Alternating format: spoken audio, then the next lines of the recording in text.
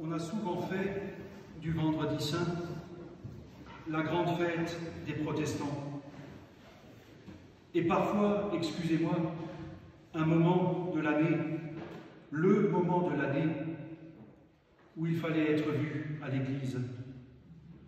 Dans un sermon du Vendredi Saint, prononcé à l'église Saint-Nicolas de Strasbourg, Albert Schweitzer saluait particulièrement ses paroissiens ce jour-là, en leur disant qu'aujourd'hui, plus qu'une tradition, ils avaient senti un besoin particulier d'être là et de vivre quelque chose, parce que ce jour n'est pas un jour comme les autres.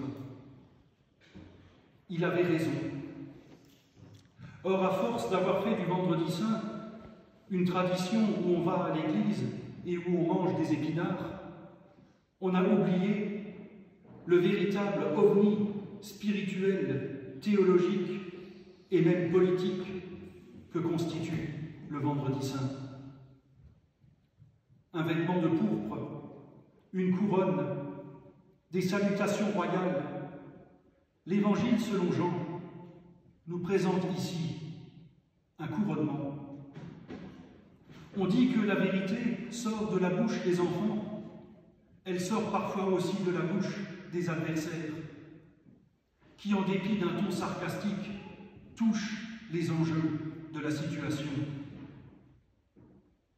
En dépit des moqueries, de la parodie, des insultes, des coups et de la croix, c'est bel et bien à un couronnement que l'Évangile nous fait assister.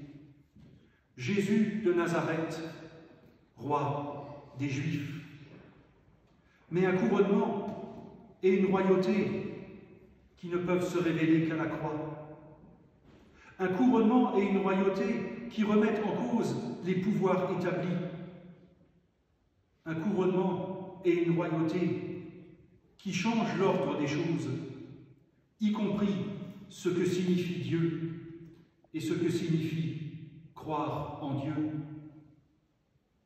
Jésus-Christ finit crucifié parce qu'il est le reflet d'un Dieu qui ne convient à personne. Trop souvent, nous enfermons Dieu dans nos représentations, nos calculs, nos compromissions. Pour quel résultat? Nous trouver complètement perdus dès que les choses ne vont pas comme nous le planifions.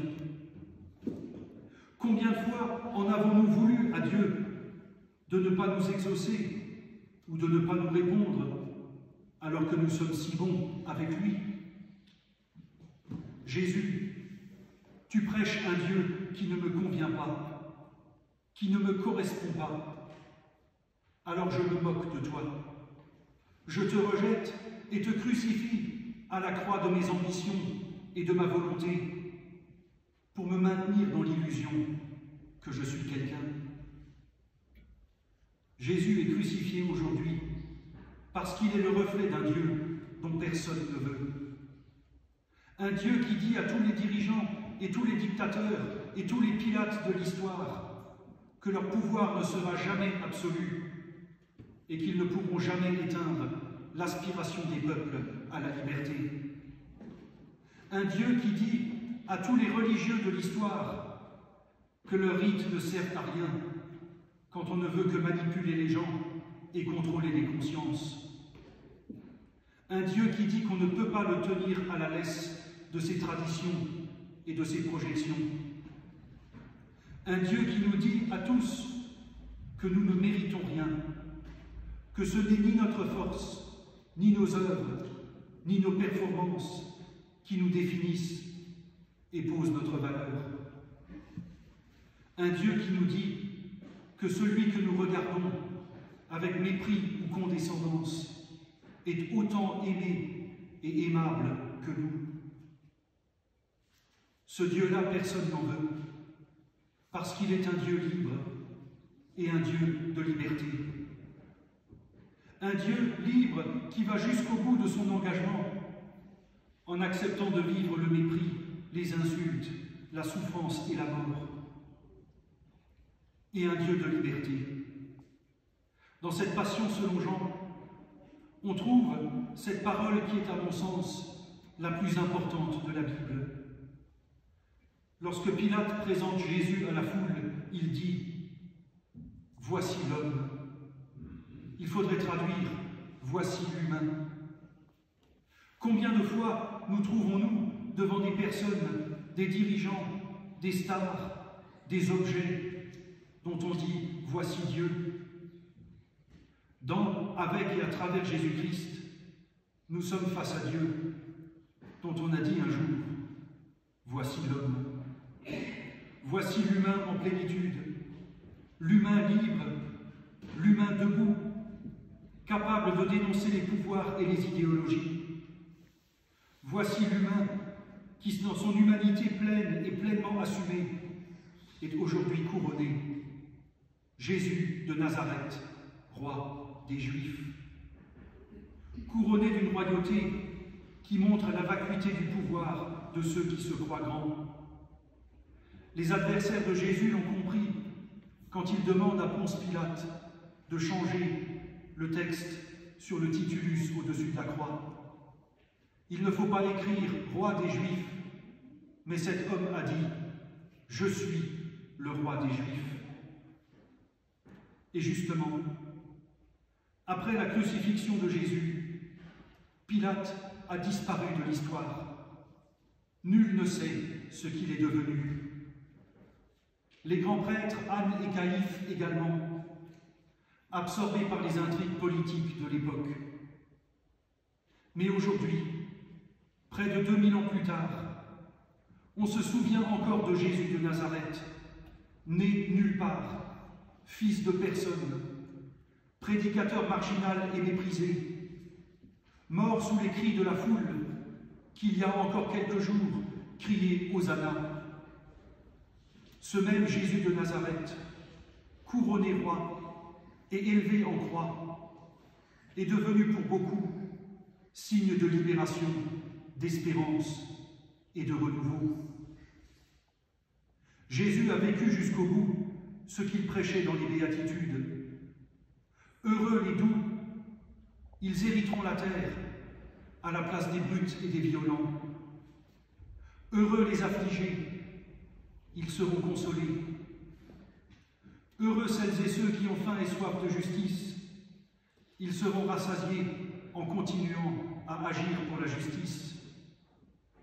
Heureux les cœurs purs, ils verront Dieu avant ceux qui pensent avoir les mains propres. Heureux les artisans de paix, ils seront appelés enfants de Dieu. Heureux les persécutés pour la justice, car le royaume des cieux est à eux. Parce que leur souffrance injuste, c'est ce que Jésus vit et montre à la croix, dénonce un pouvoir qui ne peut que se maintenir par la force, et donc un pouvoir qui a déjà perdu. Dans l'Évangile selon Jean, la dernière parole du Christ est une sorte de constat. Tout est accompli. Le grec dit plutôt « tout est arrivé à plénitude ». En allemand, on dit « alles ist vollbracht », ce qui est peut-être plus parlant. L'Évangile ajoute que Jésus, au moment de mourir, rendit l'esprit. En grec, on peut aussi traduire « remet », « confie », « transmet l'esprit ». Avec ces mots, il nous est dit que la croix n'est pas le dernier mot de l'existence de Jésus. Par sa mort, il transmet quelque chose qu'il nous appartient désormais de vivre. Il y a une trentaine d'années, le groupe d'humoristes Les Inconnus, dans un sketch consacré à Jésus, utilisait la formule suivante. Pour sauver sa peau, il doit mourir. Plus que de sauver sa propre peau, Jésus sauve la nôtre en nous donnant de nouvelles perspectives de vie, de nouveaux horizons, un regard neuf sur Dieu, le monde et nous-mêmes. Vendredi Saint est un ovni théologique et spirituel parce qu'il est la célébration d'un Dieu à visage humain, dont la volonté accomplie à la croix est de partager notre existence jusqu'au bout, pour nous rendre à notre humanité, inscrite dans les béatitudes, faisant de nous des femmes et des hommes capables de nous engager pour un monde nouveau, où toute puissance est abaissée par Jésus de Nazareth, le roi des Juifs. Amen.